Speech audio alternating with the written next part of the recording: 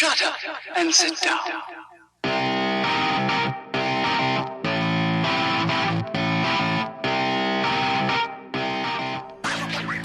Well, they say all good things come to an end. What's that got to do with this show? Nice ride, it's a nice time when you're on a nice ride, riding with your best friends. Nice ride, it's a nice time when you're on a nice ride, riding with your best friends. Oh, I like to ride my bike. You are listening to the Dialed Podcast with Matt Legrand, Evan Price, Lance Hepler, and Jake Von Turing. Want to control your destiny? Well, this little green frog once said, life's like a movie, write your own ending. Yeah, I like that. Thinking this morning, walking and driving is so boring. It doesn't cost much, and there's no gas. It's 15.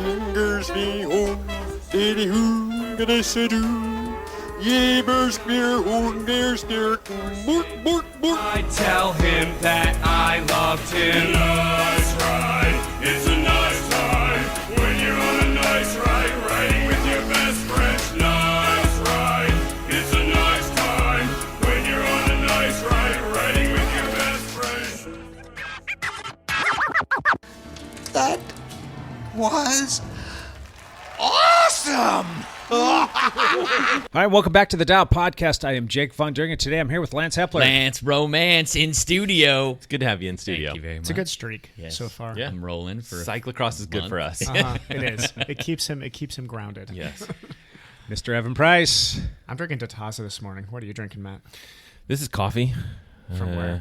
Is it from your favorite place? Yeah, my favorite. Well, it's from Hidden Rivers Roaster, which Yeah. it's a little coffee shop in Camas, Washington, Uh-huh. and I quite like it. The coffee, I mean, we actually just took their beans and brewed it at home, but and it's decaf. I've been drinking a lot of decaf coffee, which Really? yeah, works for the most part. And that would be Matt Legrand. What's up, ladies and gentlemen of the internet? You guys are looking pretty good. Not too shabby. That's good. I'll take that. Yeah. Evan, backpedal for us. All right. Ooh, this could be a nice short backpedal. Okay. But on Saturday, I got to hang out with Matt like all day. Yeah. 'Cause this is like kind of the end of my off season as September grinds down, and I was like, I want to hang out with Matt today. So, Yeah. Where was Matt? Matt was at Blue Lake Park, Yes. which is a park. Was it like east of Portland? If you go along Marine Drive, Yeah. And we've talked about it before because there's a triathlon race out there. They really should have a cyclocross race out there. Do they? They could. They don't. They definitely could. They could take. You know what you could do is, so we were at this cross country race. Yeah. You could literally just like that course. throw bikes on top of that course. Yeah. And it's good to go. It was a and cool they could course. save money by doing something like that. How long is the course? Well, the kids did a 5K 2.5K. race. Okay. So and they did basically 2 loops to make that happen. Yeah. And so for cyclocross, it would be right on Oh, yeah. par. Mhm. Right on Yeah, par that's for about a mile and a half. mile and a Yeah. half loop. But you could even make tighter turns and all that. You could definitely extend that a bit. Yeah, I mean, you put down barriers and stuff like that. There was enough mud. It would be a fast course for would be. cyclocross, Be a but fun it would one, be though. it would be Yeah. a no-brainer for them to do something like that. It would be We might need to ask somebody. Cyclocross takeover. partner up with. I mean, the problem is, you just need to talk to the race directors and kind of say like, okay, you guys are racing Friday night and Saturday, but could we have it on Sunday or potentially late on Saturday and Sunday? Because it would be, you can make a big event out of it. We had 5,500 kids running on it. So Wow. nice my and goodness. sloppy. Matt's team Wow. alone is 120. Camas High School has 122, correct? Yeah, that's right. So that was 123. 123. 123. Yeah, come on. Yeah. 123. We have- Get it right, there you dude. go. International. Okay. We have a big like, international presence. Yeah. But yeah, it was a blast. There was the boys team did great for Camas, which was cool. There was I'm gonna mess up his last name, Luke Utheza. He's fast, very, very. I got to see Matt kind of communicate with his athletes after the games. He's an excellent coach, but he's a little goofy with the kids, which is good. Because as you were saying, I think it was interesting to see. Everybody loves Coach I know. Matt. Actually, Everybody that's not true. Well, yeah. They really don't, actually. I could see a couple of them did not like it, but it was funny because I was calling him Matt, and some of them were looking at me. We were like, no, he's Coach Legrand. I was know like, who he you're is talking not. about. I was like, he is not Coach Legrand. Did you mention to them that he's an international YouTuber and international podcast star? I mentioned that he's a pop star, but they Pop didn't. star too, yeah. If you go and you search Matt Legrand on YouTube, you can find my alternate channel. Exactly. I have a triathlon channel and an alternate boy band channel. exactly. Boy band singer. Yeah. Yep. But yeah, so it was cool to see how Matt was communicating differently with the, let's say, like the young freshman, sophomore girls team versus how we communicate with like the varsity boys team. He basically saw me like be a little bit hard on one of the freshman girls, and I was like, "Suck it up." And then What'd she forget, like her timing chip or something like that? She I was think. just Anyway, She pulled it together though. Got to that start line. Yeah, She's like, "All right, fine. we're going without the timing chips." Oh yeah, we have some people lose stuff, right on the starting line. Right. So this is just part of learning to run. It's fun though. I mean, like, and then with the seniors, I do act different. I treat them more like adults because they Mm-hmm. really are. They're very different. You have freshman people in high school and seniors, and they're just different people. Yeah. Different humans. Yeah. So, But yeah, it was cool to see, and I use Luke as that example there because that's a very mature runner right there. I mean, he's a very high quality individual, like even compared to all the adults that I know. He's just a good person. Oh, cool. So, yeah. Good, Definitely makes good it kid. easier coaching when you got Absolutely. when you got a senior like that. Yeah, the team do overall? The guys, so this is a big race, and they have, like I said, 5,000 kids coming from all over the country. I think maybe 6 or 7 different states. You have people flying in, usually from New York and stuff like that. A couple teams from California come up.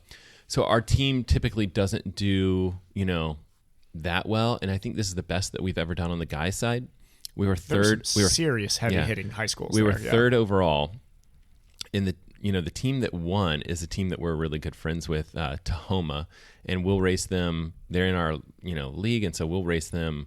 I think 2 or 3 more times this season, and the most important one will be at the state meet. So they are looking very strong. They'll be very hard to beat, but we like them. They're good people. So we'll see how it goes. Yeah, should be fun. I mean, that was a fast race. Winner came through at 15. What do you say, 10? Yeah, which I know that not that fast of a course. So yeah, I mean, same you're kid has gone 14:40 like 1 week ago or something. So it's like it was a little bit slower course.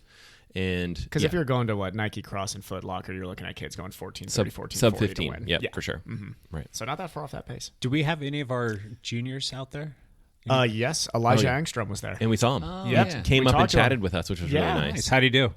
He had a rough day. I think. He thought that he had a rough day, but honestly, seeing from where he came from tri-season as a runner, he's a faster runner right now, which is great. He looks faster. His time was solid. All I know is he wasn't happy with his race, which is fine. Early season, be patient. It'll come around. What I was realizing, though, is how many of the, most kids are not happy with their race.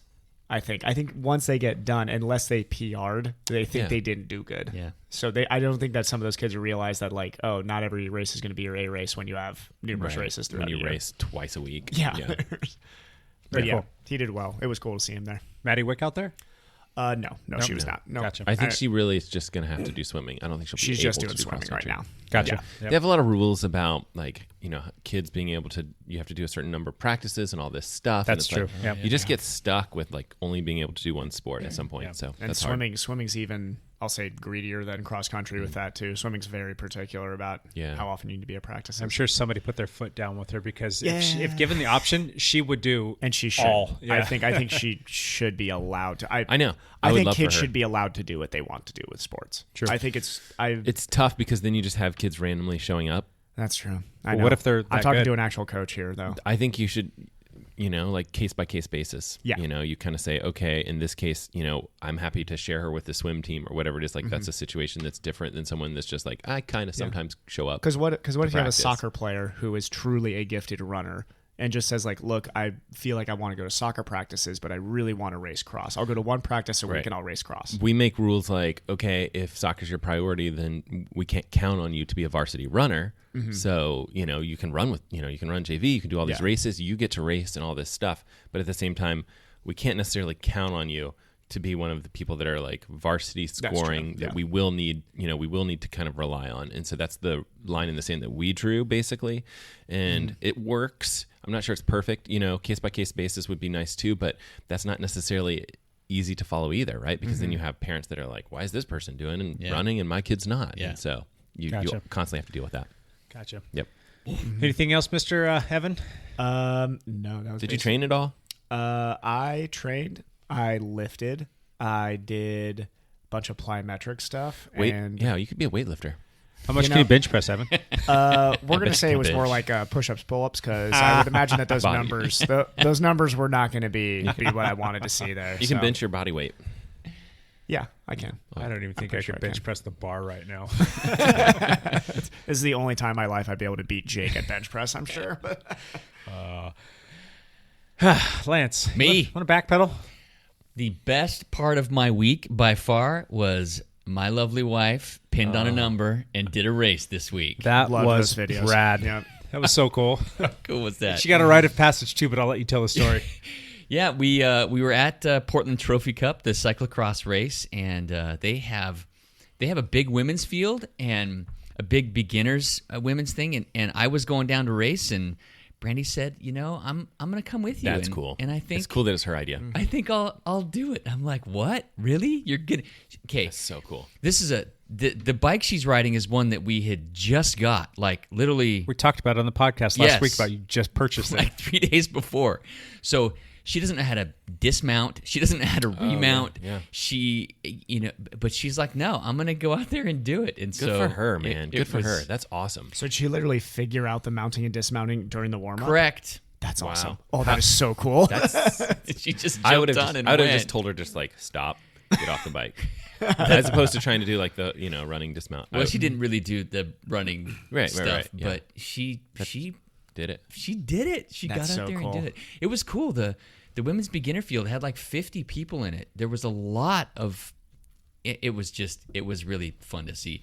There's a little video clip that Jerry Pruitt had videoed of me watching her race. And I was so that's my giddy. favorite video that I got to see of that, because I forget where I was, and I brought that video and showed whoever I was with. I was like, look how pumped Lance is right now. So Like pumped Lance is to watch her race.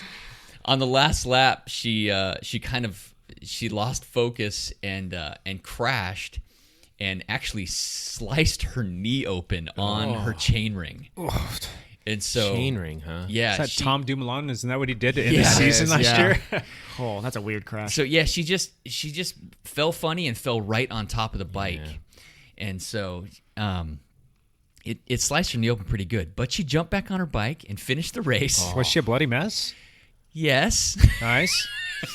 So we looked at it and I'm like, okay, yeah, that absolutely needs stitches. Yeah. And we filleted open. Yeah, we went to the urgent care and she got 7 stitches in her knee. I love that text. You were like, my wife came and did this race. It was so awesome. It was the best thing ever. We're going to the emergency room now. I saw that too. I know, it's like all these pictures. It's like, I'm so proud of my wife. And then the last picture's like, by the way. Oh, yeah. We are going to the emergency room. I'm like, wait a minute. Here's her knee filleted. Wait a minute. Was it awesome? Or are you going to the emergency room? Was she, was she still like excited about the whole thing? She was. And not too... Actually, classic Hepler, she was really ticked that she didn't place better. Oh, okay. Funny. Will we see her at the Cross Crusade?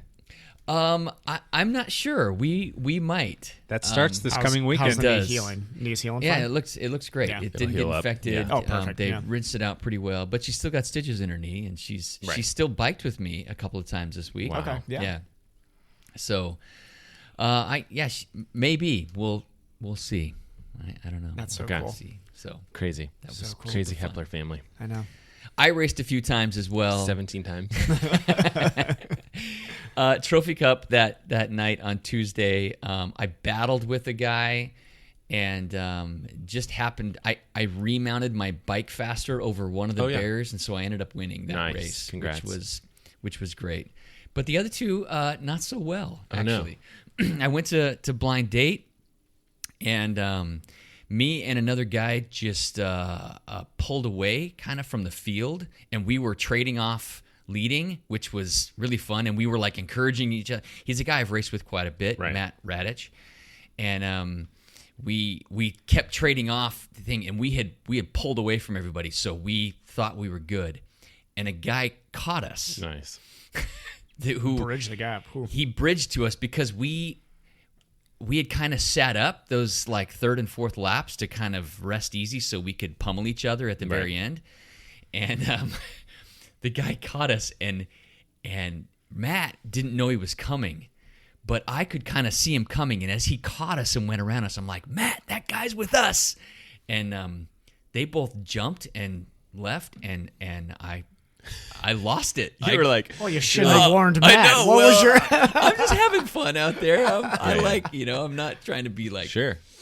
But Matt ended up kind of getting him the end, and I ended up third. So you got the bottom of the podium, so the top I of the got podium. the bottom. That's right. So that's an awful race for you, huh? So we're moving up and down the podium now. Now, please tell me you got second on the next one, so you filled in the gap. No, I totally blew apart on the last race. Yeah, actually, those two series. I'm actually leading the series for Trophy Cup, and I should be able to win that series, which is great. Blind Date, I'm also leading, but I have to place well on Wednesday to win the series. So I have to place. So you have 2 of the 3 crowns. Yes. The third crown would be the just Obra Cross. It's the tie, right? It's the Or Grand Prix Luciano Bailey 5-race series. Got it. It's Okay. the weekend race. There's twice as many racers. Yeah. Lots of faster guys shows a lot up. of guys travel for those. Yes. Usually, yeah. So in that one, it was at Heiser Farms, which is a really cool, Right. punchy course. It's a lot of fun. I was in third at the beginning of the second lap, and I cooked a corner and went down. Okay. And I was pulling 4th, 5th, 6th, and 7th behind me. They were all sitting on my wheel, and I went down, and they all went around me. Oh, okay. They didn't go on top of you. No. That's good. But did you lose them?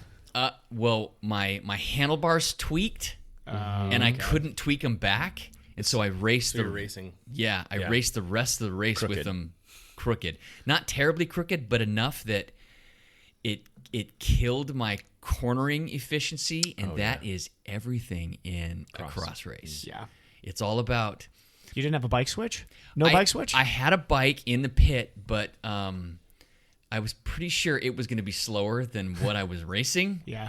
And so it was like for total disaster. Was there a teammate around who could have been in the pit if you hollered at them and told them to fix your bars, Do and a you took lap the other bike out and then came back and picked it up? Done that. I probably could have, but when your heart rate's at at 175, it's kind of hard to think that clearly. Yeah. But yeah. So actually, I tailed off, and I didn't make the top 10. Yeah, so, that's okay. Yeah, I was like 11th. That's I good. think. I'm glad that every race isn't great for you. Yeah. But for the series, I'm always cheering for lessons for Lance Yeah, at this point. it's like you can't win all the races. for the series though, you finished in the top 10, right? Probably Yes, like 7th or 8th. series. If I'm I was 8th. 8th. That's Yeah, great. good. Yeah, for the That's series. really good. That which is a fast field. which is well done. decent. I was happy. And you were hoping to be in the top 10. You're 8th. That's perfect. Yeah. It's huge. Let's also look back to when you got, because it was last season was your first cross season, correct? No, I've been doing cross for 3 years. 3 years now. Okay. Well, you were hurt though for I missed the entire season 2017. 2017, 2 years ago. Okay. I did one race and missed that whole season. Okay. So I'm thinking back to last year when it was like you were just happy to even be in the conversation in some Correct. of these races, like Yeah. even in any of the Yeah. moves. So, I mean, that's 12 months later So you're looking at. Yeah. It's picked up a little bit. So, Good stuff. yep, that's me. Matt, you want to backpedal? You gonna let me backpedal this time? Last week you were skipped me. I think was it last week or 2 weeks ago? I don't know. No, that was the intro. It's okay. That was my bad. He's been holding that in for a while. Angry. You fake Lance back pedal last week. That's right. Yeah. That's true. Yeah. I raced 17 times. Yeah.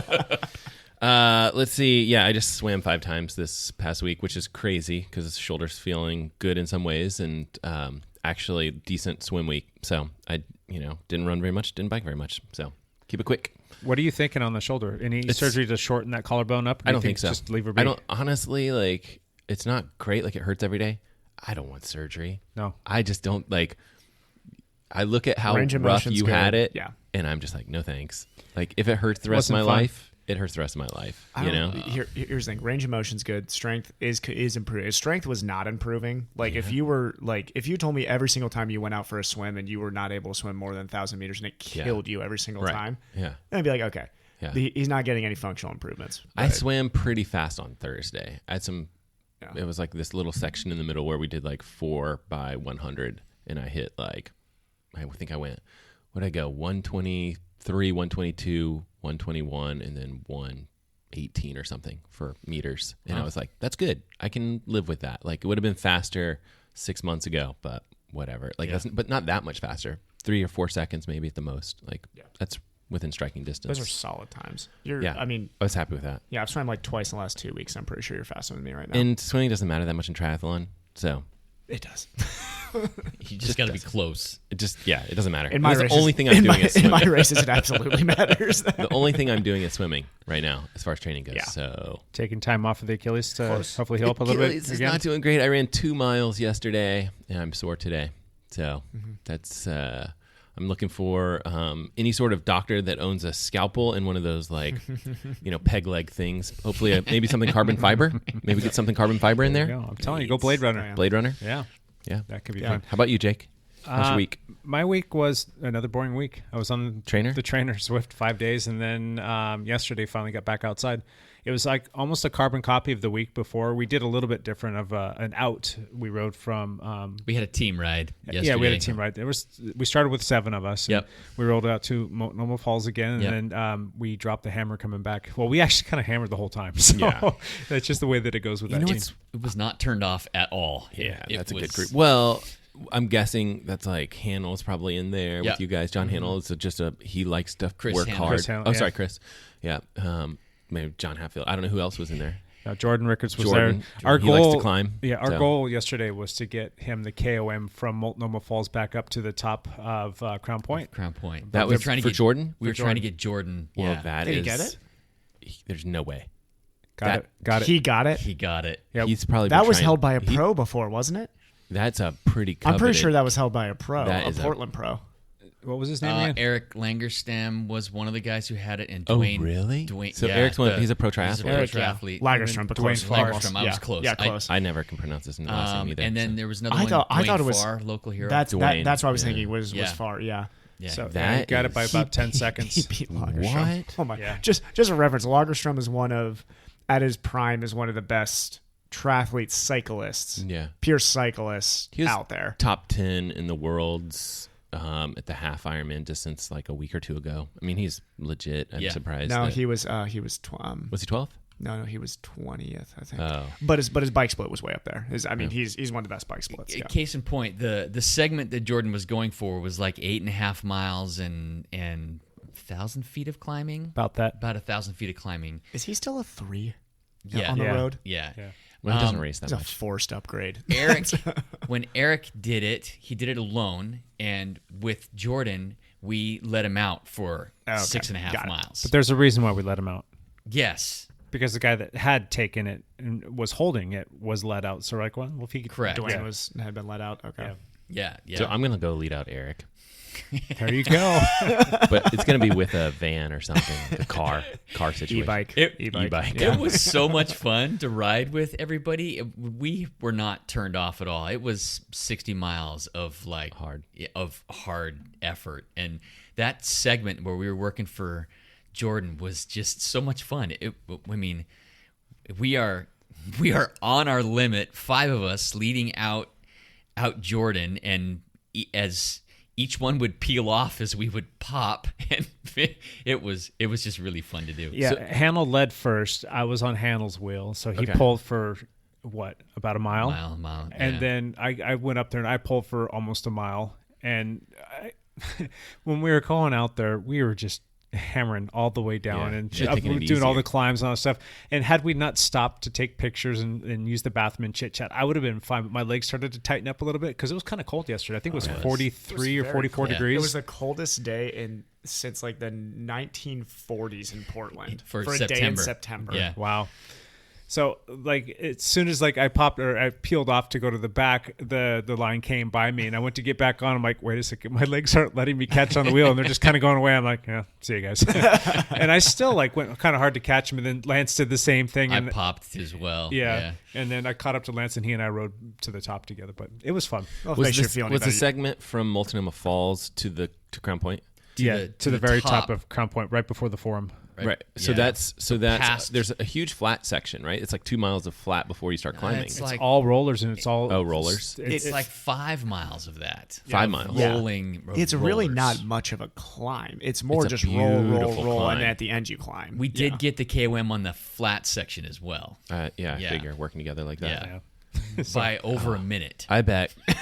Wow. Well, that's because I don't think most people are like absolutely hammering through that section. Well, I bet Chris Hanel was just working in front. He's tough. It's a lot of fast engines. Strong dude. Yeah.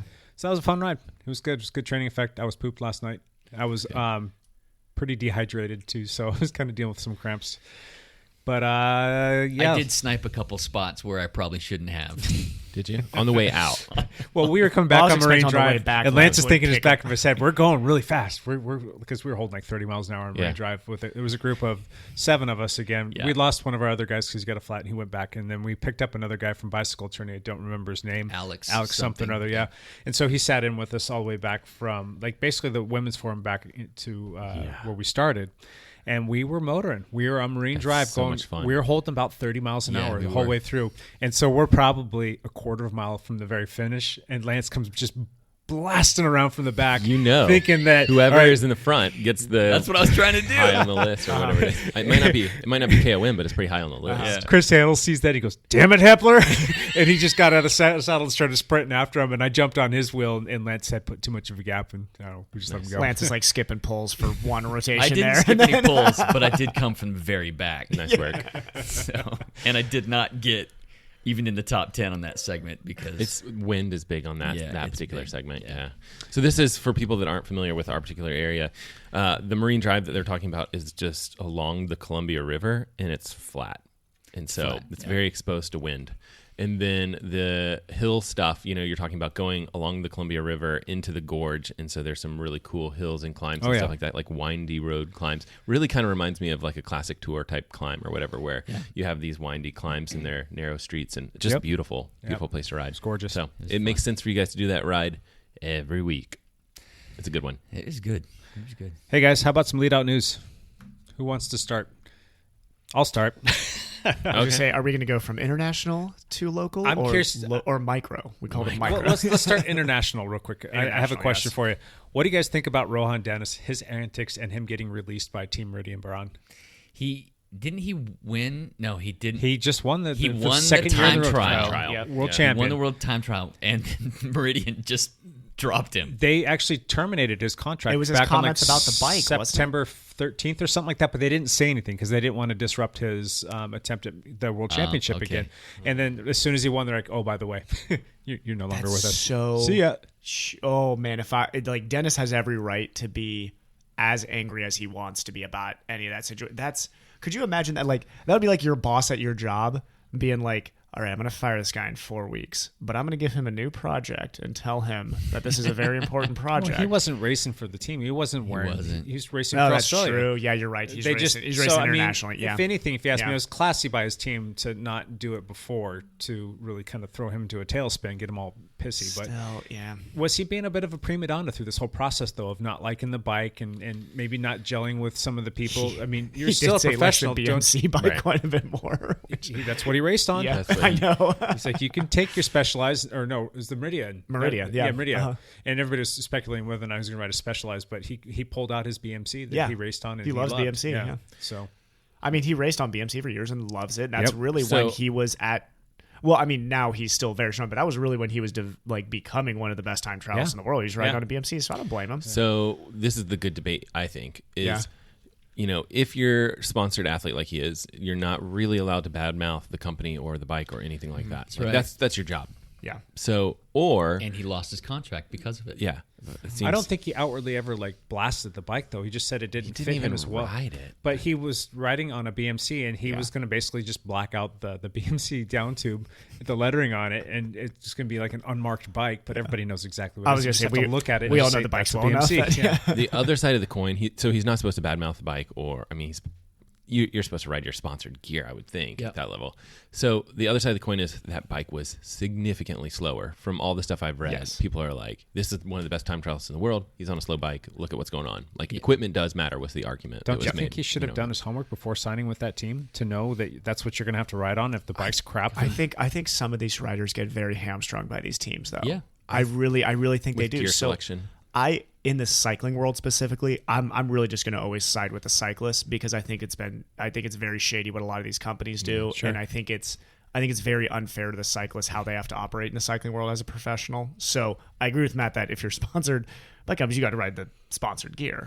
And you know, when you're Trek Speed Concepts and stim brakes, you just got to make up something, right? In the middle of the race, you have to say stuff like, yeah, man, you know, unfortunately, the equipment was fine. The equipment was fine. There's no problem with the equipment. And, you know, I just slipped and I put too much pressure in this situation. And it was, you know, Matt, like, rider error. Well, and, when you ride over bumps, just don't be in the air bars. Yeah, you got to, you know. Just make sure you're not in the air. You'll see. Don't put any weight on it at all. Yeah, I would say a little too much weight on the If you just didn't bike. hold on to the handlebars, Just that wouldn't don't happen. touch it. Yeah. But no, I mean, like, seriously, you'll see pros say stuff like that. Like, equipment will break because they have a lot of the brand new stuff that's basically prototype stuff. And they're not, you know, you can break a pedal, right? I mean, they're not allowed to really say anything bad about it. And you'll see them kind of dance around the subject.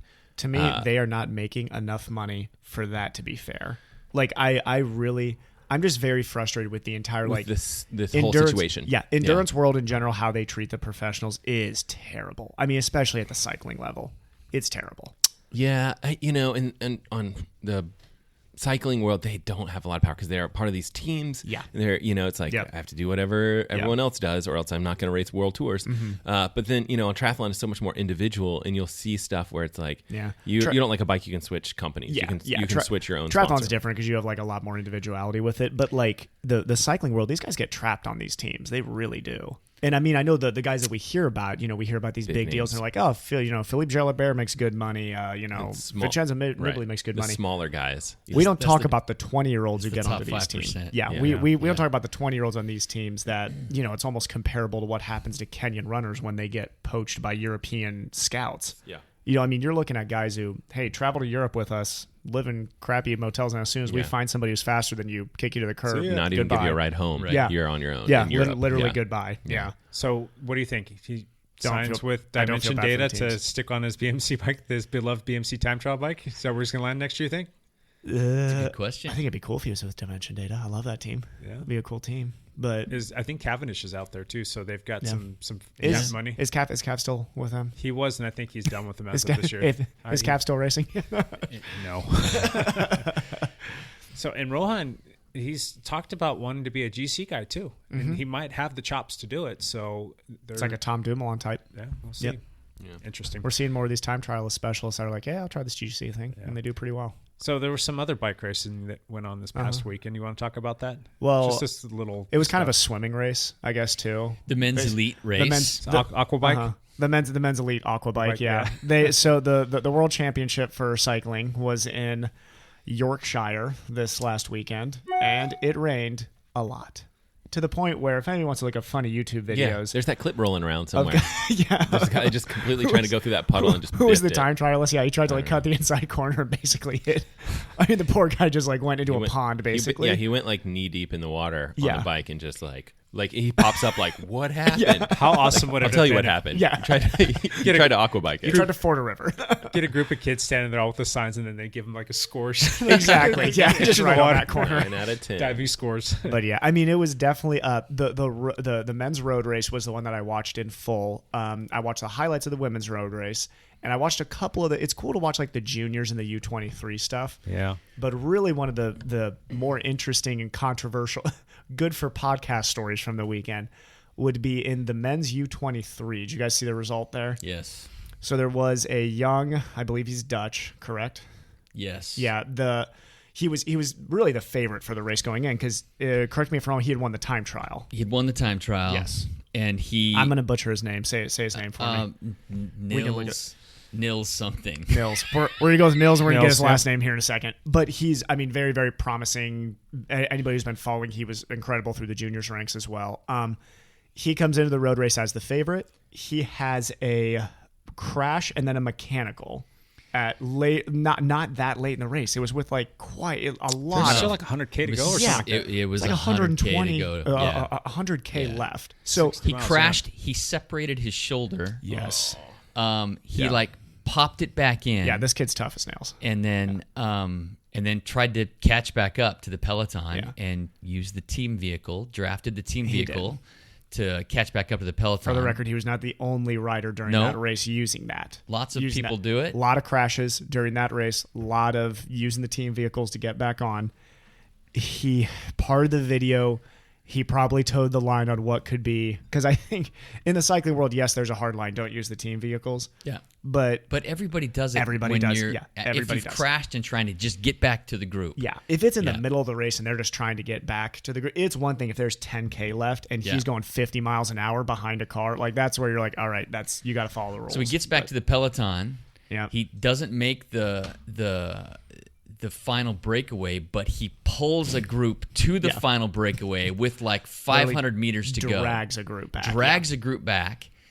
And then ends up outsprints everybody, winning the sprint by not very much, but he wins the sprint. Close, and thinks he has won. And jury comes out, and he's been disqualified. It took him 15 minutes to make the decision. He was angry. He was devastated. He was very, very angry. So there's a ton of debate out there on, and I would like to hear, like, what would you guys think? Is it by the rule, or do there need to be exceptions in situations like that? Okay, so yes, there has to be exceptions because everyone does it, and here's where it comes down to the judges on the course making the call. You have to, in that situation where we're making exceptions to if the rule is don't draft behind team vehicles, then that's the rule, right? We all know that just happens all the time in cycling, like almost every ride, almost every stage of. Yeah, you watch any race. And who's come back from a crash? They're definitely behind a car. Yeah, and so it's so common that you have to either, like in the line is like, okay, well, we know that could cheat. It could be a cheating situation. So you have to rely on the judges, in my opinion. Well, but if he cheated and they knew that he'd done that, he should have been told early during the race. Exactly. Yeah. Sure. Yeah, I agree. He shouldn't be able to affect the outcome of the race. Yeah. Right, because he pulled in 5 guys. I mean, obviously he pulled in a few guys. He can tow some. But this is wheels. You guys are right, because he clearly affected the outcome of that race. Right. I think actually the guy that ended up in third was in that tow group that he brought back. No. Was he not? There was 3 guys out front. Because the Italian was second. The Italian ended up winning, I know. Pidcock, the English guy, he ended up 4th off the podium, but he made the podium because he was towed on. I mean, the extreme situation would be like, that's the guy that I was thinking was the one who moved. You take a teammate, you say he's going to be disqualified. He goes right behind the cars the whole ride, and then at the end of the ride, he pulls his teammates to the finish line, right? Like, this is the extreme scenario. Yeah. Right. So they have to be disqualified at the time of the infraction, right? During the race, So then they basically need to be pulled off the course so that they can't affect the race. Yep. Otherwise, you have that situation where they could just game the system. I'm guessing that they didn't have all the video and couldn't make the decision until it was afterwards, or somebody protested. Another team protested, and then they. I love the Italians. But it wouldn't surprise me if the Italians would pull something. They may like have that. video footage that you guys weren't privy to. Yeah. So, I would say, as controversial, like, I know you guys like them and all this stuff, but I would say you got to trust the judges in that situation, because what else do you do? I know. I would say trust the judges, but it's the UCI, so I never trust the judges, because the UCI. I mean, it's fun to think debate. about the governing body that we're talking about here. Yeah. It's a good question for sure for a podcast. Yep. Lots of other great stories from the World Championships. The junior road race, the under 18 men's, was won by Quinn Simmons. Let's go USA. The U.S. guy. We actually talked about him. Third also was from the USA, correct? Yep. 2 on the podium. Magnus Sheffield. Yeah. Great climber. Really good climber. We had talked about Quinn Simmons a month ago, because he had raced the Leadville 100 mountain bike race as an 18-year-old, and he took second. I remember he started way in the back, and he out-sprinted a couple tour guys at the end. Yeah. And so Evan said something like, they need to sign him immediately with the team. And I guess I apparently should own a cycling team. Yeah. So he goes to the World Championships in the junior race. He attacks with 30K to go and won by like a minute and a half. Completely destroyed the field. Yeah. The next day, Trek Segafredo announces they had signed him to a contract. What a shame. There goes his career. What a shame. Oh, no. I know. I saw that too, and I couldn't wait to make the joke about it. But Trek gets no love on this podcast. In defense of Trek, I know, poor Greg LeMond and Trek. But in Trek's defense, great sign. Like, at least now they're not running around like, all right, who's near retirement that we can drag onto our team for a failed Grand Tour attempt? Yeah. Like, take this kid. He is one of the, I mean, really, you could argue he is the most talented up-and-coming cyclist in the world right now. I mean, it's pretty exciting. He's 18, right? He's 18. 18, yeah. And only been cycling for a couple of 3 years from Durango, Colorado. This is America's version of Primoz Roglic. Yeah. Guy who just like, I guess I'll do the cycling thing. And then all of a sudden it's just incredible. Does he do ski jumping? He should. No, but he was should. a skier. Well, he's from Durango, so I'm from Durango. I'm sure he's I'm sure a he skier. could jump. Yeah. Yes. Yep. So that's another exciting story. What about the kid who was on the Colombian Junior, if I'm not mistaken? Oh, my gosh. Flatted, and every car I saw he's drove walking right by his him. Heartbreaking. And I he saw started. that. He was like crying on the side. The next thing you know, just picked up his stuff and just walking down the road all by himself. Oh, that was Yep. heartbreaking. Why can nobody stop and give the kid a freaking tire, a wheel? I have no idea. I did see that. He's just, It wasn't their team. yeah. So Still, they just the It's neutral cycling. support car drove by him too, didn't it? Yes. Yeah, they just missed him. Hey, Yeah. should have carried a flap. No, should all be carrying his flat tubular roof. was ripped off the rim. I know. There was no going back around. No. I know. Yeah, I'd feel bad for him, but the bottom line is like, if your equipment malfunctions, you just sit on the side of the road Yeah. sometimes. Dunzo. Yeah. The other good story, Matthew Vanderpool, the pre-race favorite for the men's elite race, showed that he was actually human, and with about He got popped. with about he had made a big move to Yep. make it to the front group, and with about 10K to go, he just blew to pieces. That was Yeah. he bridged the gap, and Yep. then basically the eventual winner, Pedersen from Denmark. Yeah. Young guy from Denmark. How old was 23. he? 23. That's what I Yeah. thought. Another young guy.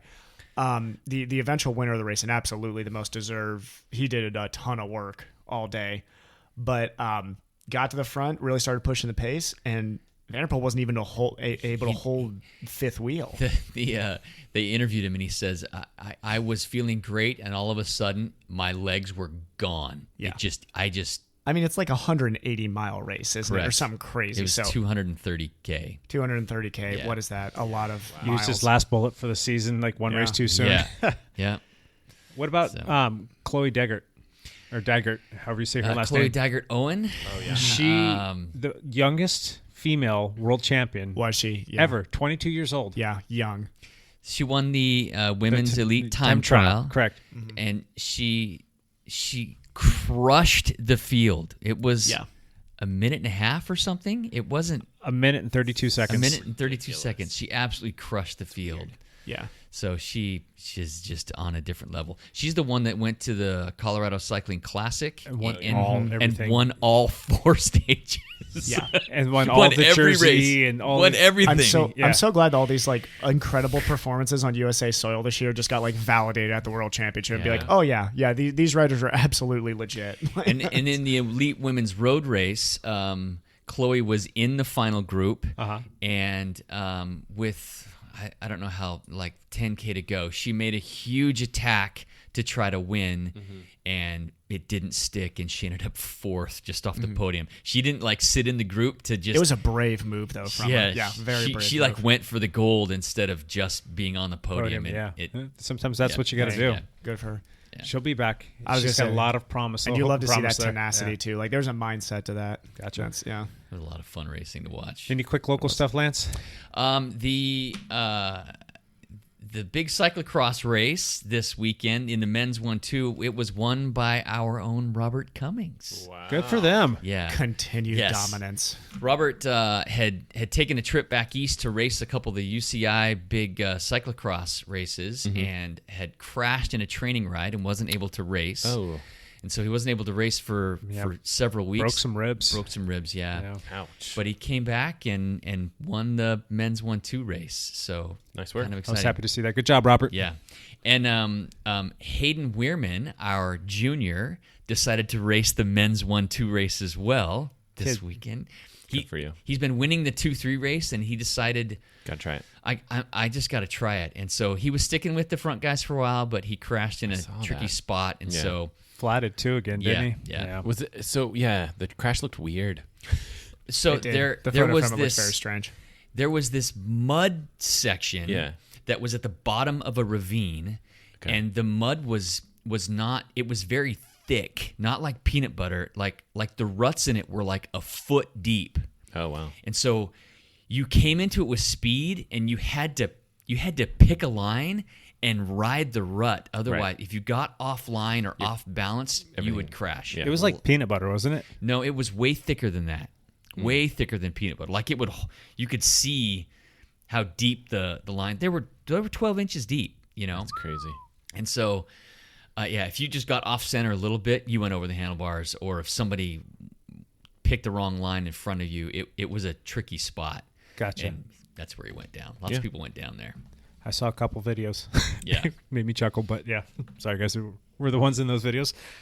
Cool. Any micro news, Matt? Anything happened in your backyard this past week? We already talked about the Camas cross country. That's I'm talking about literally your backyard. How did your kids have any competitions back there? There was a deer in your backyard. There was a deer that got in our backyard and trampled everything, got stuck in our backyard in the fence. And then incredible vertical jump, though. And then somehow jumped 6 feet to get out when he got startled in the morning by our dog. So weird stuff happening. 2 deer in my backyard this past week, too. What are they? And last week. Deer. And last week when me and Jake were sitting here, there was another deer back there. Yeah.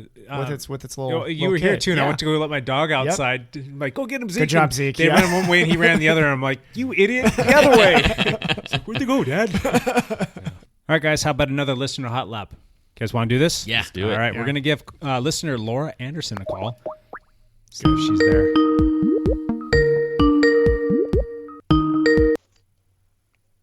This is Laura. Laura, this is Jake from the Dow Podcast. How are you? I'm good. How are you? I'm doing well. First and foremost, thank you for listening. Thanks for joining us today. Yeah, what's up, Laura? So we got a Thank you for putting on the show. I love listening. Awesome. Yeah, you always give us good feedback, and we really appreciate that. Let's run on the table here. I'm going to start. I'm curious. What is your favorite segment and topic we've done? Well, I was trying to think about that because I knew you were going to ask me. And I like the topic of the steroids, but I'm glad that most of the episodes aren't as serious and kind of a daunting, sad topic. But I feel like I like the laughing, and I like going on my walks with the dog and getting on the trainer or long commutes and laughing with you guys. So that's awesome. We're all it's laughing all at very Evan educational anyway. and helpful and fun. Cool. We appreciate that, Laura. I think I found we seem to be a pretty good dog walking podcast. I talked to quite a few people that will listen to us while they're dog walking. That's awesome. It just seems to be good for them. Yeah. I start laughing sometimes, and my dog dogs gets a little will stop and look at me, and I'm like, oh, it's just Lance pants came off again. I do have a problem with shorts. Yeah, exactly. Cycling shorts specifically. The pants problem. That was great. I still laugh. Lance, you got a question for Laura?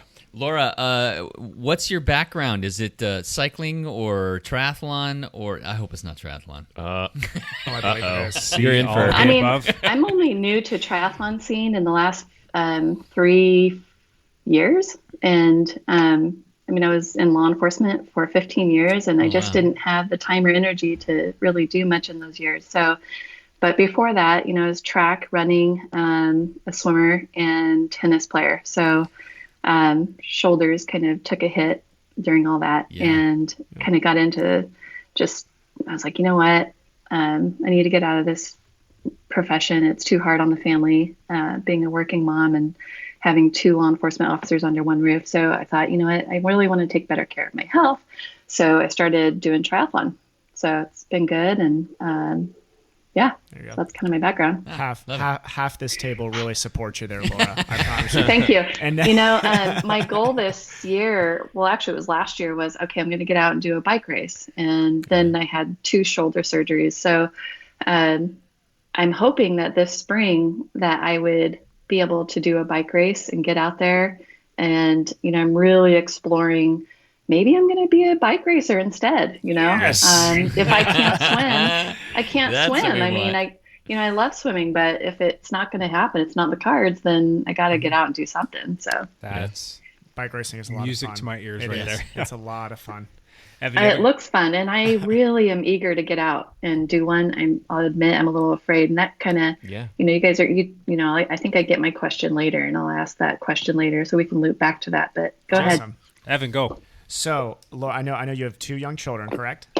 How do you specifically balance? I know you had mentioned, you kind of had to switch, off of a career path that you had been on for a bit. But how are you able to balance your training with, kids, family, and all of that? I think that's what a lot of people are interested in usually. Yeah. Well, I mean, I still work. I work more than full time. And so balance right now, I mean, I don't have the best balance, but I can tell you that about a month ago, I went about a month or two without working out really, other than dog walking. And that was terrible for me. That's when things kind of fell apart. I wasn't doing anything great. So I have to get in workouts, even if it's just light jogging, just to get cortisol adjusted. And so you got to do it. Otherwise, it just feels horrible. So, the kids come first. And I tell other moms all the time, and because someone told me, and I don't know who it was, but I said, done is good enough. Yeah. When you have goals and you're trying to reach them, like for me, August 2020 is going to be my first Ironman, I hope, as long as my shoulders cooperate. Wow. That's what I'm working for. And I have to remind myself every day, done is good enough. Yep. Right? The dishes weren't put in the dishwasher the certain way.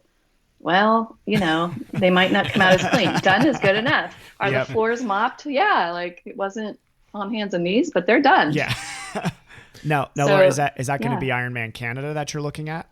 Yes. Very cool. Penticton. Moving to Penticton. That is awesome. It's a big goal for me. Yeah. Considering, they just had these surgeries and I'm barely, so it's a big goal. We'll see. I'm going to do my best to make it happen. The other thing that I've noticed that you do as far as like balance with life and family and things like that is get your kids involved. I think your son's done some stuff. Mm-hmm. What has he done? What events did he do this summer?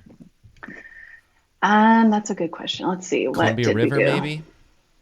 Let's see. Columbia River Triathlon, the Y racing event this summer. Yeah. He and my daughter, both my 12-year-old son and 7-year-old daughter, completed that. That's awesome. Wow, that's cool. Yeah, he's in 2 sports right now and plays 2 music instruments and gets mostly A's, and I think he has a couple B's. Wow. So he's a busy boy. Wow. Yeah, it's busy, but it's fun, and I wouldn't have it any other way. Mm-hmm. Excellent. That is too cool. Yeah. Do you have another question for Matt? Sure. Oh, yeah, I could talk to Laura forever. She knows that. What about your partner? Is she interested in triathlon at all, or biking? I don't think she's into triathlon, but she does like to bike. Yes. Really? And that's awesome. That's cool. She dabbles in some running, so she's done some duathlons, and I would love to see her out doing more of that. She's a police sergeant, so she works a lot too. Mm-hmm. And so she's definitely interested, but she, I know she would like to get out more. So can you guys do that together as far as go out for a ride? It's tough when your kids are still, yeah, that's true. I have the 7-year-old daughter, right, and my son gets distracted. I totally understand your pain because I could run with my wife if our kids were more self-manageable. And it's like, if Lauren fell off the countertop. Well, why was she on the countertop? Well, if I'm 20 miles away on a bike, like, right? Yep. That's true. Yep. Good point. Awesome. Laura, do you have some questions for us? Yeah, I have been listening about all this bike race, and I just want to get out there. And my question, though, is I don't want to be that person that shows up. And I'm sure there's a lot of people that feel the same way as I do. I don't want to be that person that shows up and people are like, oh, she shouldn't have shown up. She wasn't ready. How do you know when you're ready? Like I have Montanore bike race right in my backyard. How do I know when I'm ready to show up and toe the line? Not expecting to win, but, I'd like to speak to this. Go ahead, Jake. Yeah, go ahead. You'd be hard pressed to find a single person that's going to ask you that question. Why did she show up? She's not ready. Yeah, right. Not a single person. No, that's I don't think do that. anybody. You'll find more encouragement out there for just showing up to begin with, as opposed to staying at home on the couch. Yeah. People might question you, like, you should have come, but you decided to stay home on the couch. You decided to go do something else instead of race. People want you to come out and race. And if it means racing yourself into shape, so be it. You're going to race yourself into shape. At least you're going to find out, what you're made of. You're going to find out that you can go out there because, you know what? Done is good enough, right? Just go out there and do it. Yeah. And this is, and Laura, I would say my mom just recently, now this is a woman who was ultramarathon runner for years, had done full Ironmans, She got into her first bike road race only a couple years ago, and she fell in love with it. And this was not somebody who was really strong on the bike at that time.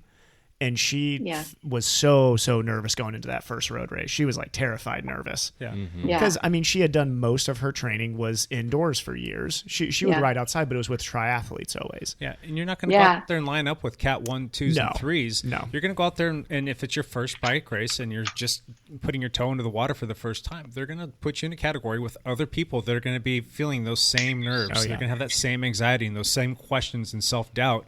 You guys are going to go out there and have a fun time. It's going to be awesome. Yeah. There'll be a certain percentage of that field. They'll be in the same boat and won't know what they're doing. Right. Yep. And honestly, like, there's some camaraderie around that too. Yes. There really is. Did anybody hear of a good first road race?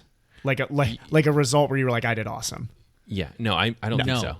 I think I flatted 3 times. I was dead last. Yeah. So yeah. Well, you must have had a flat kit with you if you flatted 3 times. Actually, funny story about that, Laura. I had somebody tag back with me because I only had 1 flat, and he had to repair my last 2. So no, I did not. Surprise, I didn't come prepared. That's all right. It's so heavy. Yeah, exactly. If you're still questioning too whether or not you think that you're ready, I mean, you're a competitor. You're going to want to go out and win everything that you do. I totally can relate to that. Yeah, and you want to do exactly. You want to do as well as you possibly can in every single event that you ever sign up for. That's not going to be a reality. But if that's still something lingering in the back of your head, maybe don't start with like a Baker City Classic or a Kings Valley Road Race where it's going to be challenging with a lot of elevation gain and you're going to just be dying out there. Maybe start with like the PIR, the Portland International Raceway. Go out there and do a novice race. Jump in there with other women that are going to be novices. Don't be afraid at the beginning of the race to reach over and say hi to somebody, shake their hand and say, hey, is this anybody else's first race? Or, hey, anybody else feeling a little anxious today? And all of a sudden you're going to hear this collective sigh of relief. They'll even do that at the start of some of the 5s races. They'll say, raise your hand if it's your first race. Yeah. And, Laura, I bet you're going to be very surprised at how many women around you raise their hands during that. Yeah. So I would love a list, even if it's just 3 of the area races that I should target. Yeah. That would be good for newbies. PIR would be perfect. Piece of cake road race is another perfect one because it's literally a piece of cake. It's relatively flat. And if the weather's good. Yeah, if the weather's good. So, and there's a few other ones. We'll be happy to give you some local races that you can go check out. So I commit to putting at least one of those on my calendar for spring, summer. Wow. We're here to support you. Good. Okay. Cool. Anything else?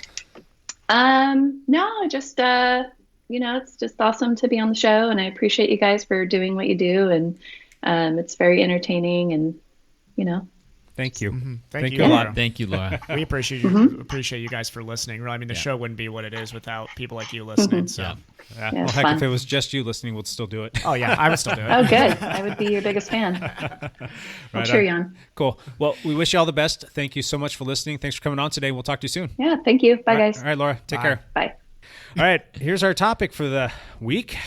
We want you guys to be successful. We want you to have success with your training this off season. So here are our top 12 tips for this fall and winter to get your preparedness maxed out. So we want to see you guys have a good year next year. We want to see you run through this off season, this winter time, and be successful. And we're going to talk about ways that you can possibly do that. So let's kick this up with Lance. Number 1 of our top 12. My number 1 to better your winter cycling is to go on group rides. You ride faster. You do. Yep. You'll actually show up if there's other people showing up and you've committed to show up, even if the weather is And don't worse. be the guy who says that you're going and then don't go. Who would do that? No one knows. Who would do that? Let's not name names, Evan. I mean, let's not point fingers here, but I mean, you're going to ride stronger. Yeah. You're going to ride further. Yep. And you're going to be more consistent if you tell yourself that you're going to go out and just connect with these people. And you build a little bit of toughness, like riding in some rain too. There's definitely some mental grit along with that, which is good. Yeah. What do you triathletes do? Do you guys do group stuff together? During the fall, we don't ride bikes. A lot of fall running together. Fall running groups are great. I've kind of fallen into a group running now, which is great. For triathlon, I recommend people do like a bigger swim block in the wintertime, basically, because I know swimming's not the most important, but you do a bigger swim block in the winter, and then when it's really nice out, and you do more biking in the summertime. And so, running and biking is it's easy when the weather's beautiful. And then I know Matt had this on the list, but we'll make it our number 2 since you just mentioned the group rides is trainer Zwift sort of riding, because just reasonably as a triathlete, if you are looking at the winter, you're looking at, like Matt said, your bigger swim block, maybe your bigger run block too. I mean, I personally love doing my long run training during the fall. Sure. But there's definitely, you have that time period to kind of work on your top end sort of power on the bike. And it's a lot easier to do that indoor than, during the summer when you want to go on those long rides, when you want to go, on those big rides. Yep. So definitely, one of my recommendations would be set up your indoor studio. Pain cave. Call it what you will, but you set it can do up. group rides on Zwift too. You can, yeah. Not only like the team rides we have, but there's lots of races and lots of group rides Lots of fun that you can ride with Zwift too. Organized ones. But I also do agree going maybe once every week, 2 weeks, getting outside riding with a cycling group if you're a triathlete is important, because you do not want to be the guy that 5-6 months go by and you're like, I haven't been outside on a bicycle in 5-6 months. I should probably go look at my credit card statements to find out what I'm paying. But what is Zwift going for these days? Is it up to $15 bucks a month? $15. 15. Yeah. 15. You guys think that's a little much to be plugging into a game it's platform? Too much. It's too much. I don't want to quit, but it's too much. Do you think it's too much? I was going to say, it sounds, that sounds affordable to me, but this is also my first foray into this. Is it only $15 if you pay yearly? I feel like it's too much. I have to look it up. But it was 10. And it might have even been less than that if you bought like a year package when they first came out in the first 3 years. And then they just like automatically bumped it up. Can charge more now. Yeah. Tacked on another $5 seems a little hefty. I mean, you're paying more for Zwift than you are for like Netflix or Hulu or any of these streaming platforms. Oh. Yeah. Yeah.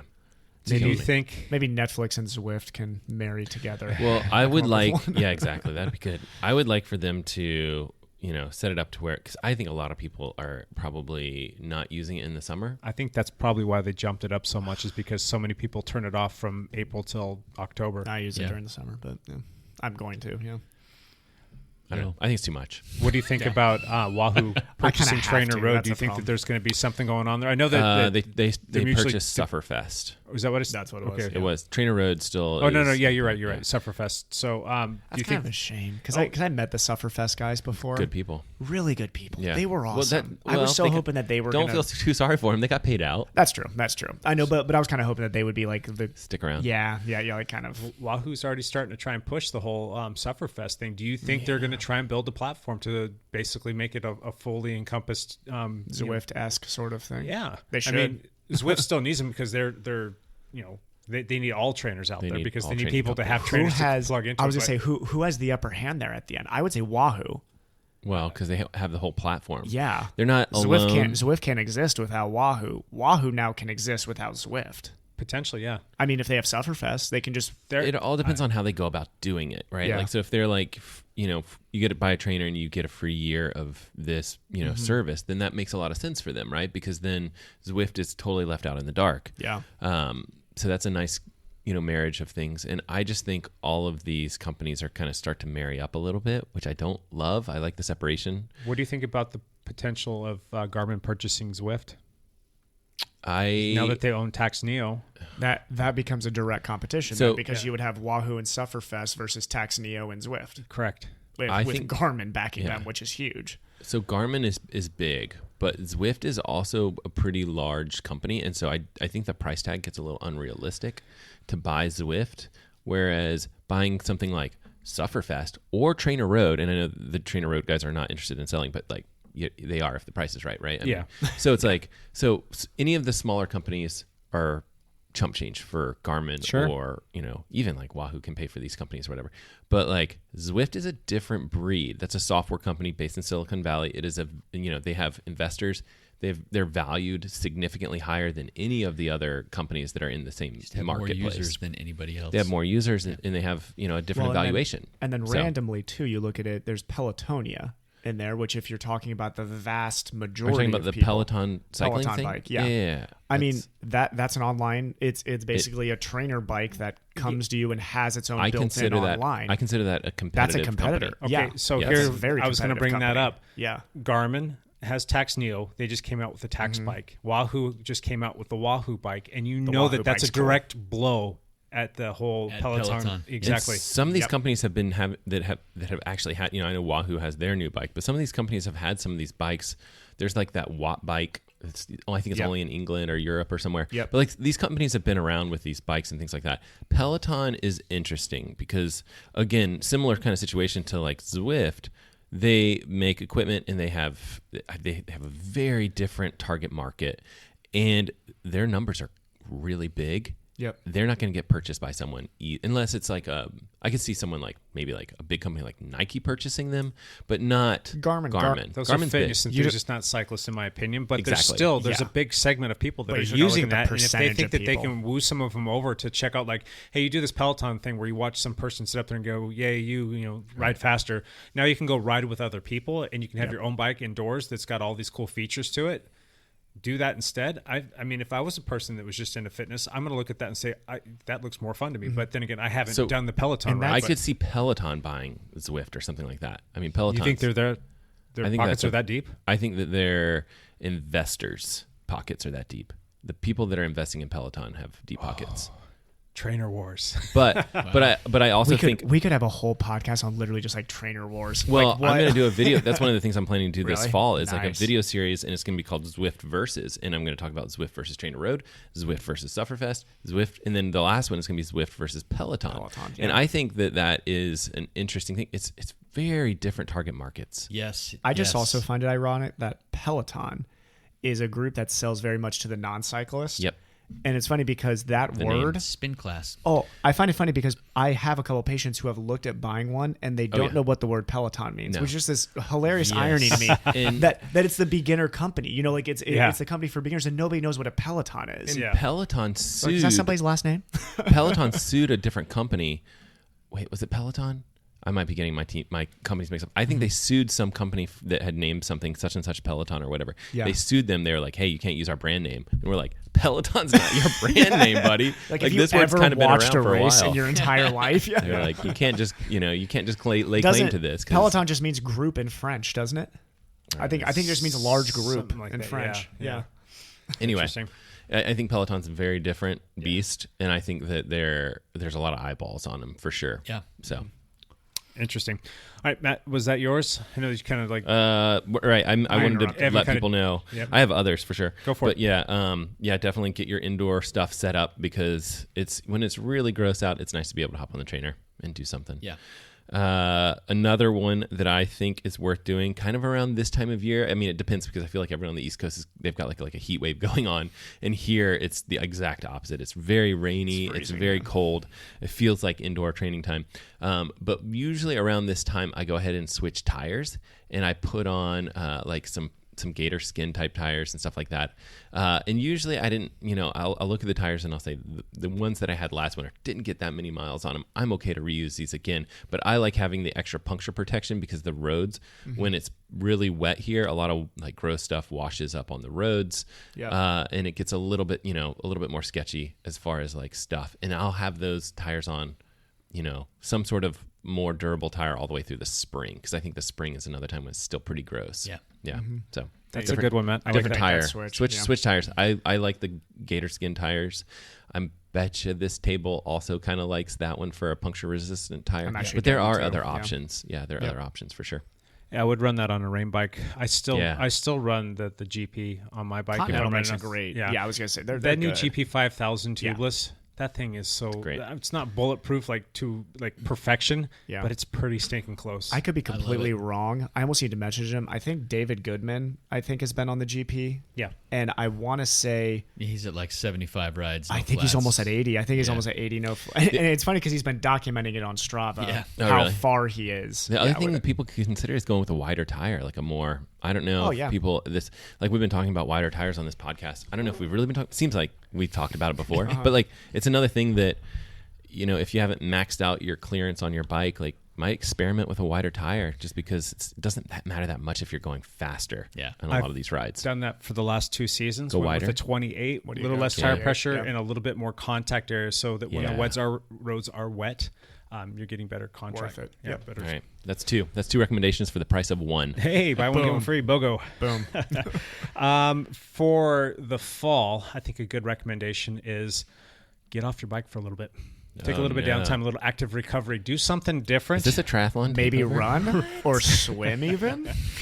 Maybe you need pump to some iron. No, go hiking. Go hike. You No, need no, no. some time off a little run bit. while you're like hiking. you don't have to take like the full time off, but I'm saying if you're training 5-6 days a week, maybe just consider riding your bike 1 or 2 days a week and find some other activities just so that you can, have a little break Go from to your the monotony. kids' soccer games. I completely agree, Jake. Swim and run.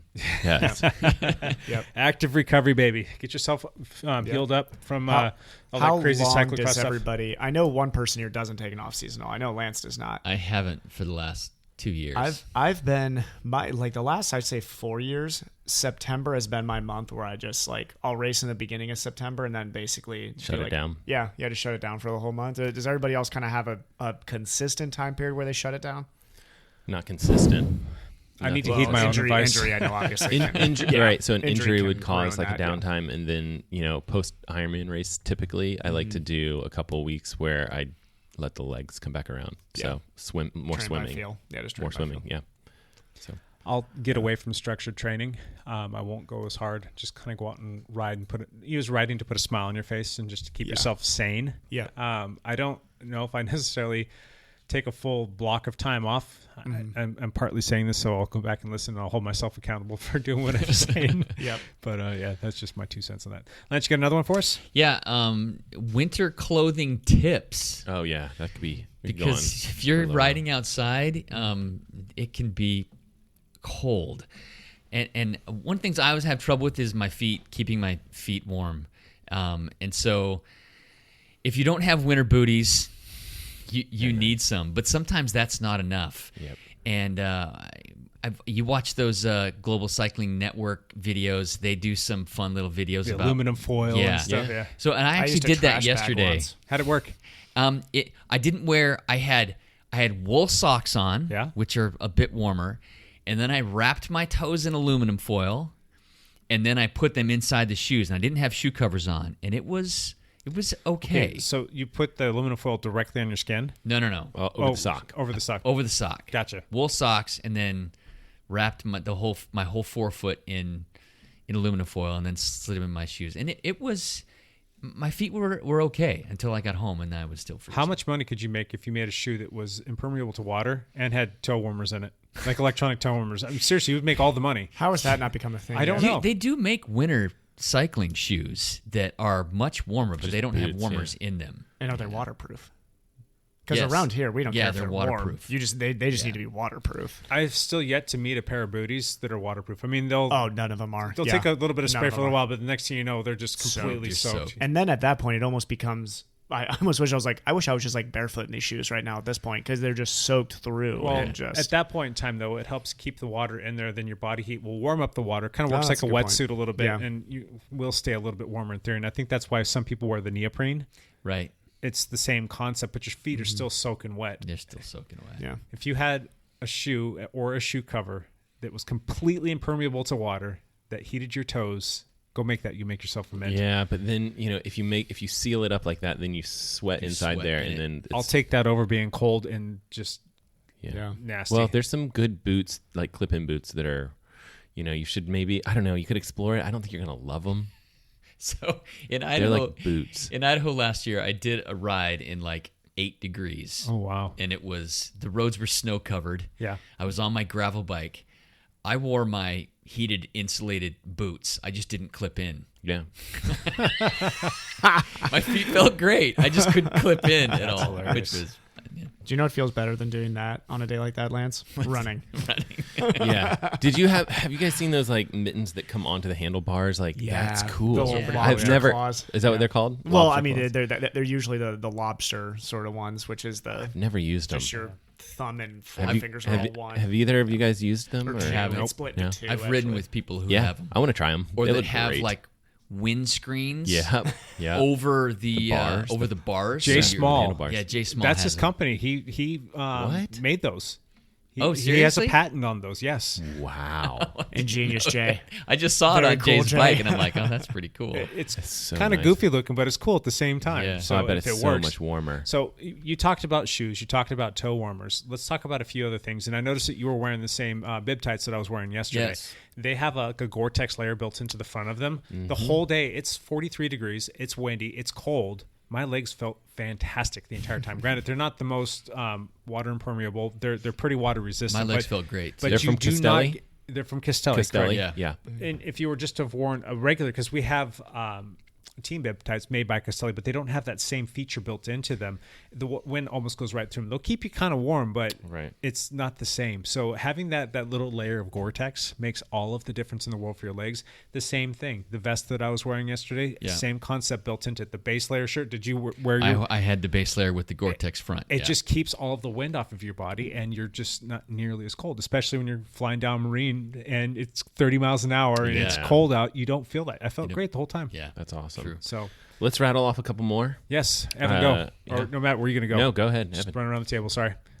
Trail shoes, running shoes. So you need wet pair of shoes that can get beat up on the trails when you run in the fall, and then you need a pair of shoes that if you want to run the treadmill. Because do not be the guy that goes to the gym treadmill with the shoes that you've been running on trails on. Oh, yeah, that's gross. And then get mud all over the treadmill and have some poor kid who's making $12 an hour have to go and scrub that off the treadmill.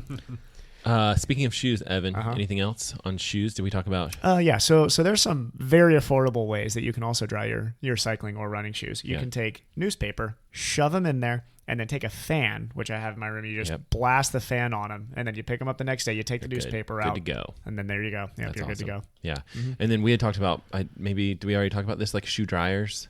We may have talked about it last year, but those things are the best. Great. I'm probably going to get one. Yeah. Best thing since sliced bread, man. $20-$30, something like that. Amazon. They were like 40. I looked it up. Yeah. They were like 40 I've bucks. looked at them. Yeah. That's worth great. it. They're great. Yeah. Wait for Black Friday. Right. Pick them up. I have They're- Also, does anybody get the newspaper anymore? I do. It's You actually do?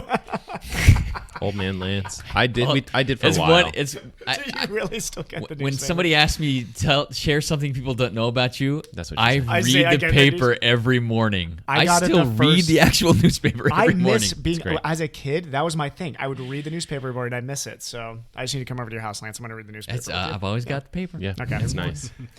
Matt, you got another one? Fenders and a buddy flap. Yes. Fenders are great. They keep you dry. Buddy flap is great. It keeps your friends dry. Basically, buddy flap is typically a piece that would drop off of your fender almost, if it drags on the ground, no one cares. Everyone's happy that they will draft you and they'll thank you. It won't drag because as you're going 20 miles an hour, it blows back. Blows up, yeah. But you can cut a water bottle in half, and that's what I've seen people do to add that buddy flap, or you can buy the buddy flap, like the rubber buddy flaps, if you want to spend extra money. Quick story. Yep. Not this past weekend, but the weekend before that, we did that same ride. It was pouring rain almost the entire time. Lance is sitting right on my wheel. Jake, I love your fender with your buddy flap. It's the best. Alan Plank sitting on Lance's wheel with no buddy flap, no fender, no nothing. F you, Lance. I was the jerk that did not have fenders. So I had to sit on the back. I don't Plank have didn't one have to either, draft but you. it's good because then nobody wants to draft you. So you can drop anybody. Then at that point, everybody's sitting just outside of your Jake, draft. do you use a water bottle on the back of yours, or do you No, have it's like a real one? it's a rubber thing that was made and then cut a couple holes in there and zip tied it to Did it. anybody see the Works perfect. LaCroix can thing? Yeah. There was this was on I seen this somewhere on social media recently, and there was somebody that we know who did on the front of their mountain bike. Oh, they stuffed the LaCroix can in there. Stuffed half a What was LaCroix that? can in there, and it worked pretty well apparently. Yeah. For this fall, next year when we get to 2020 spring, look for everything to be on sale in like nearly 40 to 50% off and stockpile for the coming year. Yeah, so that makes sense. It's a little too late for that now because we're right at the head of the season, but if you have that fortitude to go out there and put a few bucks in the bank of investing in the fall, knowing that you're going to get to use it in like 6 months, you'll thank yourself because you'll get a pair of booties that normally cost like $40-$50 for like $20. So buy stuff when it's time on to get sale. the rain jackets too, 'cause stock up on that those stuff. rain jackets are expensive. Yeah. Exactly. Cool. Another one, Lance. My last one is pack extra gear if you're riding. One of the things that I always do is I take an extra set of gloves and shove them in one of my back pockets. If your one set of gloves is wet, you just swap Yes. them out. Oh, So that's halfway nice. out and my hands are just miserable or wet, I swap to my other gloves. Your pockets get chunky. Yeah. Because they're filled with stuff. That's okay. Especially if you throw like another layer in there, like a rain jacket in there as well. But it's winter. I'd rather have those extra layers. So I always try to pack a little bit of extra. Smart. You're not Good- really good worried about recommendation. bike weight during the winter. It No. doesn't matter. No. Evan, what's another one? So when you get home, what's everybody's like you're sitting there shivering. What's like the one thing you really wish that you had at that time? And I'm not talking about heat. Fire? A fire would be nice. Let's say you don't have access to that, or you do and you're choosing not to use it. A warm dog? A night. Let's say I was you gonna do say, not I was gonna say next to warm. Piper. I was like gonna say a warm girlfriend.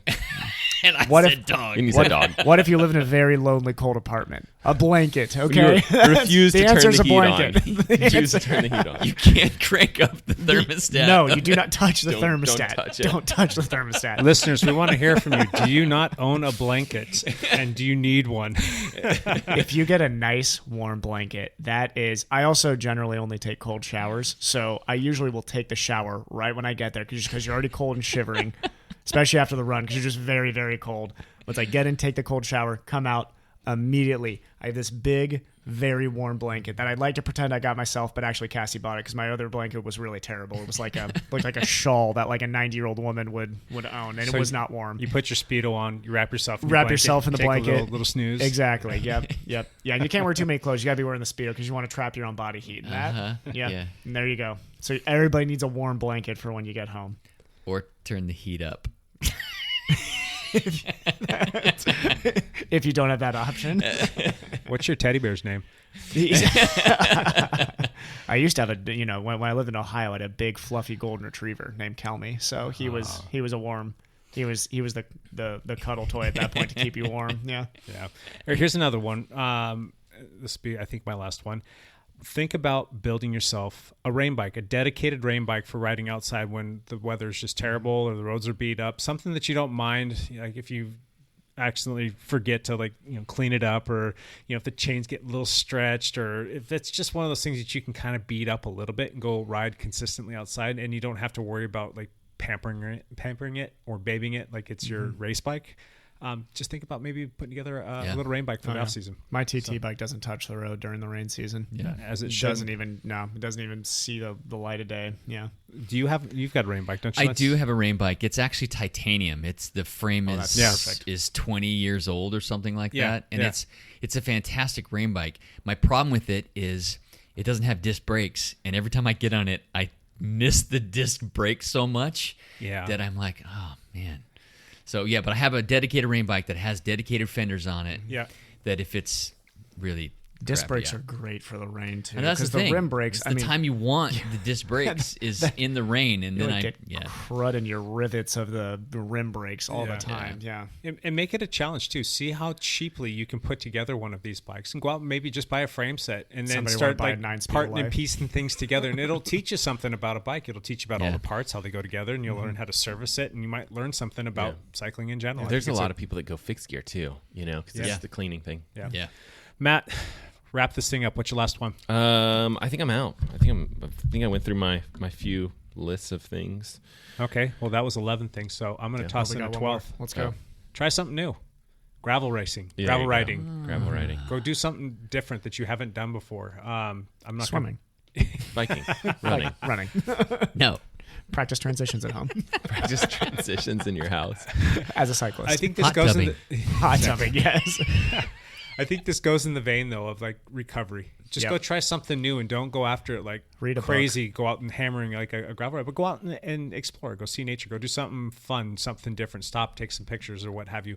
But try a different discipline that you haven't tried before that will help you kind of break that monotony. I think that's a good way to wrap things up here. Anything else, guys? Nope. That's good. Sweet. One last thing. Lance, go. My the big cyclocross series starts this weekend. The Cross Crusade, which is a nationally known, probably internationally known cross series here in the Portland area. You'll see the flag flying when you watch the international races. Yes. Like over in Belgium, you'll see somebody running around with the Cross Crusade flag. Yeah, it's cool. So this Saturday and Sunday are the first two races. They are actually USAC sanctioned races, so people can get points to go race nationals, which will be in Tacoma in December. And so the races will be Let's talk huge. about our schedule. Talk about in the Tacoma, watching that. That'll be interesting. Talk about cool events coming to the Pacific Northwest here. The NCAA Cross Country National Championship is going to be at Fort Vancouver. What? I know, right? Wow. I know. Division 1? I'm pretty sure. Right. I think so. I may look that up. Somebody hold me correction on errors on that, but I'm almost positive that I had some younger high school patients tell me, the NCAA championship is coming to Fort Vancouver. Tacoma Cross National Championship. Yep. God, I'll tell you what. To watch. This region, we're like spoiled with awesome events. Yeah, out we're here. spoiled. It's so cool. Yeah. That's my one last thing. Cool. Evan, one last thing. Next week, Monday. Oh, you're stealing my one last thing. Did I? That's okay. Okay, this is me and Matt's one last thing. Triathlon takeover.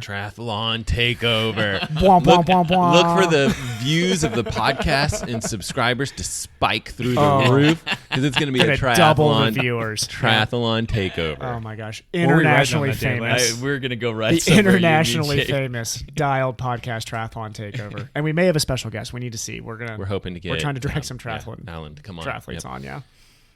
Very cool. So that's your one last thing. Well, too. yeah, I'm gonna post some videos too. I'm gonna post. So what we'll do, I'll post my videos, and I just wish Evan won't be allowed to watch it. I'll block him from watching my picks of who I think is gonna win. Yeah. Who I think is gonna win. I've already got my list of people I'm deciding between. We're gonna have to narrow your list down because it's a lot. I know you have a huge number of lists. You should have him guest on one of your shows. I know. We talked about that for sure. We're gonna have. He's gonna be on tons of my shows. Make a cameo. I was in one once. Were you? I was in the track one that we did. And you were flying the drone too, right? You flew a drone. Yeah. Oh yeah. So I'm gonna make 2 videos, one for the guys championships, one for the girls championships. We won't let Evan watch that so that when I nail my picks, when me and Alan try to sit down at the table, that he's not just stealing my last year ideas. you and I both nailed it. We did pretty well. We only did well in the women's, I think. In the men's, we were terrible. Women's pretty straightforward. I was terrible in the men's, I know. But. So yeah, I'm excited week. about that. Yep. Okay, my one last thing. What are you guys doing on October 8th at about 6:30 p.m.? It's a Tuesday. Cross country practice. 6:30 p.m. Yeah. Working. Yeah. Working? Yeah. Zwifting? Zwift Group Ride number 1, baby. the first one. Zwift Group Ride. We will be kicking off our Zwift season, our off-season training program with the team on Zwift Tuesday nights, 6:30 sharp. We'll ride for anywhere from about an hour and 45 minutes to 2 hours. Nice. Should be a lot of fun. Nice. If you are interested in joining these, a couple things that you're going to want to do. You'll want to connect with us on Strava. We have our little group page there just called Dialed Cycling. You can just like it, be a part of it. It's open to everybody, and we will post announcements for all of those rides. And then you can hop on to our Facebook page at Dialed Podcast to shoot us a DM if you have some more specific needs or you need to get more specific information. We'll be happy to connect with you, and I can connect with you personally on Zwift so that you can get invites to the actual group rides. So those are a lot of fun. They're a great workout. We can chat with you a little bit too on Discord. You can say what's up, and we can all kind of poke fun at each other and kind of push the envelope a little bit at the same time. So that should be a lot of fun. Put it on your calendar. Tuesday, October 8th, 6:30. Be there. All right. That's a wrap. You guys are over here staring at screens. What you guys looking at? Evan was incorrect about the location of the Division 1. It's the NAIA National Championships at Fort Vancouver. Small school national championship. Terre Haute is Indiana, a which is where it has classic spot been. where It's been the last few years. Yeah. That makes sense. What? Evan got something wrong. I know. That's why we needed to check that now. In my defense, it was actually, I think, a patient of mine that got that wrong. So they just gave me wrong information. Yeah. All right. Thanks for listening, you guys. Have a good week. We'll see you next time. Bye for now.